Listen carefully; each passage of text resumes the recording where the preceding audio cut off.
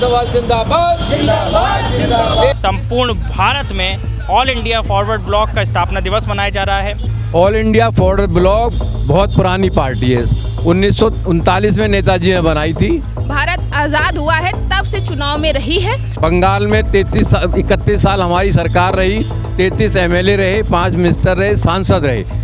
जिंदाबाद जिंदाबाद जिंदाबाद जिंदाबाद। जिस आज़ाद हिंद फौज को 11 मुल्कों ने अपना समर्थन दिया था, जिस पार्टी को कोई समर्थन नहीं है, ना कांग्रेस ना बीजेपी ना किसी से, वो अभी भी उनके विचारों पे चल रही है। साम्राज्यवाद का एक ही जो है विकल्प होगा, वो होगा ऑल इंडिया फॉरवर्ड ब्लॉक। इस वक्त हम मौजूद हैं राजधानी लखनऊ के परिवर्तन चौक पर और आपको बता दें ऑल इंडिया फॉरवर्ड ब्लॉक जो कि सुभाष चंद्र बोस यानी नेताजी सुभाष चंद्र बोस द्वारा बनाई गई एक पार्टी थी, जिसकी स्थापना होती है, कांग्रेस से अलग होती है और एक पार्टी की स्थापना होती है।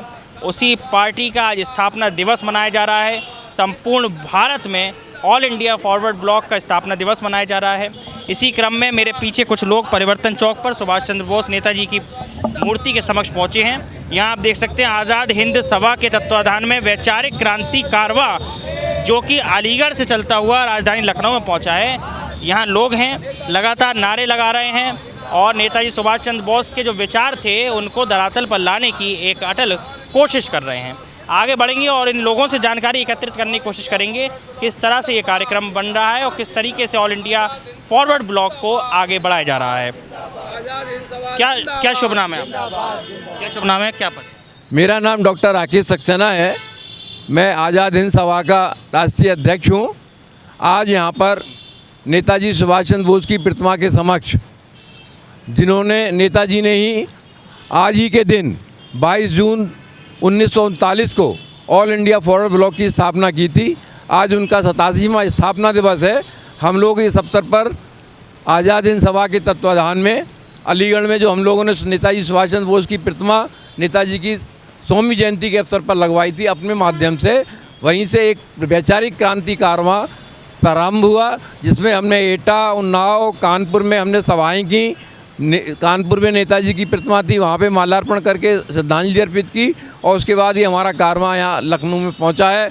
और यहाँ पे जो ऑल इंडिया फॉरवर्ड ब्लॉक के तत्वाधान में ये कार्यक्रम यहाँ पे आयोजित हो रहा है, आज का 87वां स्थापना दिवस का, उसमें हम सम्मिलित हुए हैं। श्रृंखला जो है वो देखी जाती है पार्टियों की उत्तर प्रदेश में। अब एक पार्टी आप लेकर आए हैं ऑल इंडिया फॉरवर्ड ब्लॉक, जिसका उत्तर प्रदेश में अभी अस्तित्व नज़र नहीं आता है फिलहाल 27 के चुनाव में।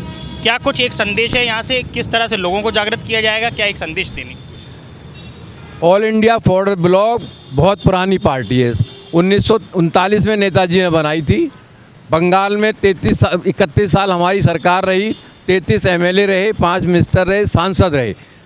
अलीगढ़ के इसमें उत्तर प्रदेश के अंदर भी आगरा के अंदर जो पालीवाल पार्क बना हुआ है, पालीवाल जी ऑल इंडिया फॉरवर्ड ब्लॉक के अध्यक्ष थे, विधायक भी रहे। ये बात सही है कि जब से जातिवादी राजनीति उत्तर प्रदेश के अंदर आई है, तब से फॉरवर्ड ब्लॉक और जो तमाम इस तरह के दल थे, जो पुराने दल थे, आज उनकी संख्या थोड़ी सी नगण्य ज़रूर हो गई है, लेकिन नेताजी के विचार कभी मरे नहीं हैं। नेताजी की एक सोच थी कि जब हिंदुस्तान आज़ाद होगा तो हिंदुस्तान के अंदर किसान पहला और अंतिम उत्पादक है और यहाँ पे जो मज़दूर है वो हिंदुस्तान का एक बड़ा हिस्सा है। इसलिए जब देश आज़ाद होगा तो बेरोज़गारी, भ्रष्टाचार और इसके अलावा शिक्षा, स्वास्थ्य और मज़दूरों को सशक्त करने के लिए, किसानों को सशक्त करने के लिए योजनाएं बनाई जाएं और उसके हिसाब से देश का विकास होगा। लेकिन एक वैचारिक कारवा जो है वो आगे बढ़ चुका है। क्या नाम है? जी, मैं डॉक्टर आरती। कहाँ से आए हैं आप? मैं लखनऊ से हूँ, ऑल इंडिया फॉरवर्ड ब्लॉक की प्रदेश सचिव हूँ उत्तर प्रदेश की। और इसी लखनऊ से मैंने लोकसभा सांसद का चुनाव जो है 2024 में भी भरा था पर्चा। और लगातार, जैसे कि आपका प्रश्न मैंने सुना है जो पूर्ववक्ता से आपने किया है, तो उसका जवाब ये है कि ये पार्टी जब से भारत आज़ाद हुआ है तब से चुनाव में रही है। और पूर्व के वक्ता ने बता दिया है कि हमारे सांसद रहे, साउथ में देख लीजिए, महाराष्ट्र में देख लीजिए, रुईकर थे जो कि इतने बड़े नेता थे, जिनका नाम आज भी मज़दूरों के नाम पे बहुत फेमस है कि वो मज़दूर बड़े नेता हुए हैं। और तमाम उन गतिविधियों को देख लीजिए। आज महत्वपूर्ण बात यह है कि हम यहाँ लखनऊ में क्यों इकट्ठा हुए और क्यों ज़रूरत है इसको एक फिर से, जिस पार्टी को, जिस आज़ाद हिंद फौज को 11 मुल्कों ने अपना समर्थन दिया था, जिस पार्टी को कोई समर्थन नहीं है, ना कांग्रेस ना बीजेपी ना किसी से, वो अभी भी उनके विचारों पे चल रही है। नेताजी सुभाष चंद्र बोस ने जब इस पार्टी की स्थापना 22 जून 1939 में की थी, तो उन्होंने स्पष्ट कहा था कि आने वाले समय में साम्राज्यवाद का एक ही जो है विकल्प होगा, वो होगा ऑल इंडिया फॉरवर्ड ब्लॉक। साम्राज्यवाद को हराना है तो दक्षिण पंथ को पहले हराना होगा, इसीलिए दक्षिण पंथ बनाम वाम पंथ की लड़ाई है और पूरे वाम पंथ को इकट्ठा करने के लिए ऑल इंडिया फॉरवर्ड ब्लॉक की स्थापना हुई थी। उत्तर प्रदेश में किस तरीके से माहौल को धरातल पर देखती हैं, क्योंकि जब उत्तर प्रदेश में आपने कहा आपने पर्चा भरा, इलेक्शन लड़ने की कोशिश करी या नहीं करी, वो एक अलग संभावना हो गई, लेकिन जब आगे बढ़ते हैं तो क्या कुछ कोशिश है? देखिए, ये सरकार कहती है कि हम 33% आरक्षण देंगे महिलाओं को, लेकिन ये सुभाष चंद्र बोस जी का सपना था, जिन्होंने कहा था कि मुकम्मल आज़ादी तब तक पूरी नहीं है जब तक आधी आबादी कंधे से कंधा मिला करके लड़ाई नहीं करेगी। इसीलिए रानी झांसी रेजिमेंट 1943 में बनी थी आज़ाद हिंद फौज के अंतर्गत, और आज ये सरकार केवल शिगुफे छोड़ती है। जब पर्चा भरने जाइए तो ऊल जूल तरीके से आपने देखा ही है, जैसे नटराजन का पर्चा खारिज हुआ था, बेवजह की बातों पे यहाँ पे जो रिटर्निंग ऑफिसर है बेबात पर्चा खारिज करते हैं। महत्वपूर्ण बात है, आज किसान परेशान है, आज मजदूर परेशान है। आप नोएडा का आंदोलन देख लीजिए, मजदूर अपना हक नहीं पा रहे हैं।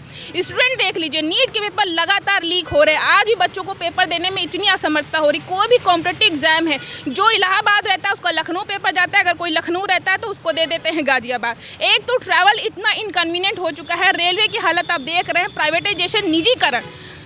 सुभाष चंद्र बोस ने स्पष्ट कहा था कि हम समाजवाद लाना चाहते हैं, जिसमें सभी की भागीदारी और सभी की सुनिश्चितता होगी कि आज हम 4 ट्रिलियन इकोनॉमी होने जा रहे हैं। तो ये मजदूर पूछता है कि उस 4 ट्रिलियन इकोनॉमी में उसका कितना हिस्सा है। कुछ अन्य लोगों के पास भी चलेंगे और जानकारी एकत्रित करने की कोशिश करेंगे कि आखिरकार इसकी आवश्यकता ही क्यों आन पड़ी। क्या शुभ नाम है? उदयनाथ सिंह। कहाँ से आए? हम लखनऊ से। लखनऊ से हैं। अब एक बड़ा बैनर उठा लिया, आज़ाद हिंद सभा का बैनर उठा लिया। आज उत्तर प्रदेश में बड़ी सरकार चल रही है, विपक्ष को काफ़ी कठिनाइयाँ होती हैं सरकार के समक्ष बात रखने की। आप एक बैनर उठा रहे हैं जिससे लोगों को जागृत कर रहे हैं, क्या उद्देश्य रहेगा, कैसे कठिनाइयों का सामना करते हुए आगे बढ़ेंगे? सुनिए, नेताजी ने तो बहुत सारी कठिनाइयों का सामना किया और नेताजी ने हमको कठिनाइयों से लड़ना सिखाया।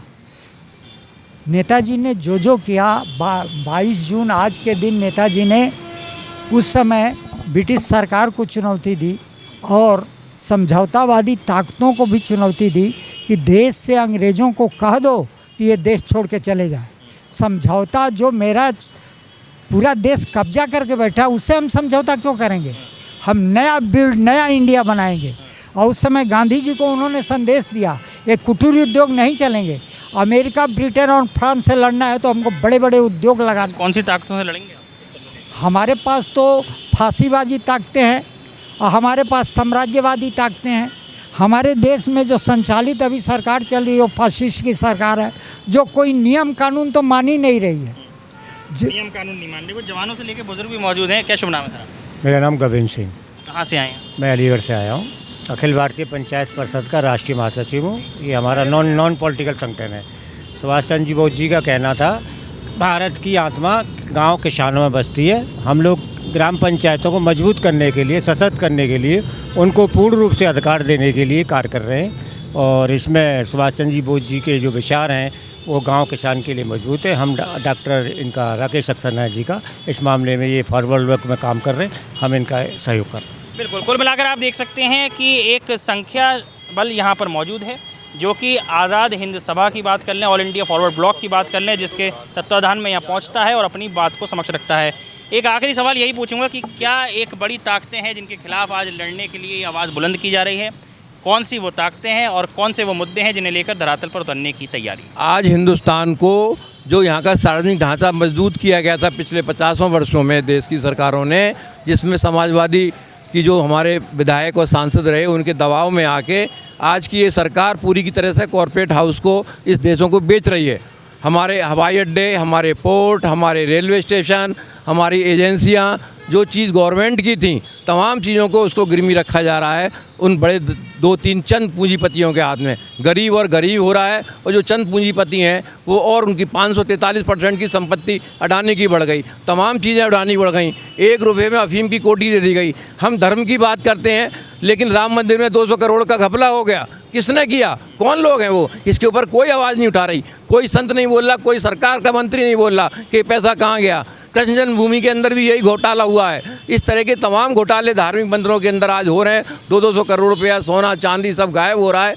ये सब इस सरकार की जो एक योजना है कि किसी भी तरीके से हमारी बैंकों को जो है विलय कर दिया जा रहा है। उसके पीछे सोच ये है कि बैंकों की संख्या घटा के प्राइवेट सेक्टर के हाथ में ही बैंकें सौंप दी जाएँ, जो पहले प्राइवेट सेक्टर के हाथ में थी।